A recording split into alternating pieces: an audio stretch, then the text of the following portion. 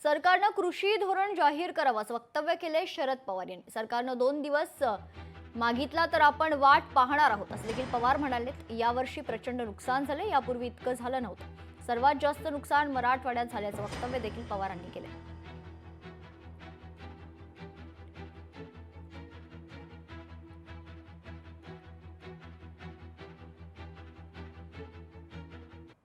आमची नवीन पॉलिसी काय आहे ही जाहीर करतो।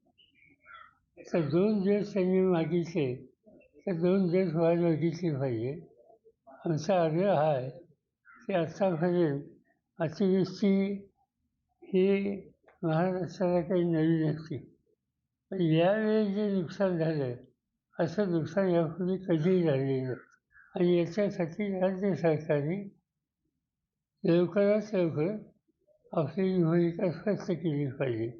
नाही, केंद्र सरकारने यापूर्वीच राज्यामध्ये आणि केंद्रामध्ये मोठ्या प्रमाणावर कृषीमध्ये वेगवेगळे धोरण आणले आहे आणि आता तर कृषीमध्ये ज्या पद्धतीचं आर्टिफिशियल इंटेलिजन्स असेल, आता स्मार्ट कृषी योजना असेल, परवा आम्ही त्या ठिकाणी नागपूरमध्ये एक स्मार्ट कृषी शहर कृषी गाव हे या ठिकाणी माननीय मुख्यमंत्र्यांनी त्या ठिकाणी त्या गावाच्या पूर्ण फवारणी, पेरणी, त्या ठिकाणी ड्रोन सर्वे, कीटकनाशक त्या ठिकाणी ड्रोनच्या माध्यमातून त्या ठिकाणी टाकणे।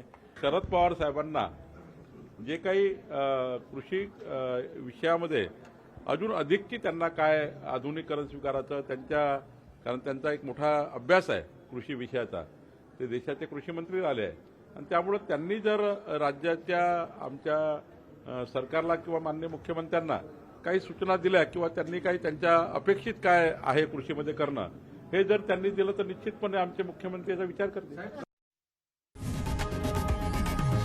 लोकशाही मराठी ऐका, पहा, जागरूक रहा।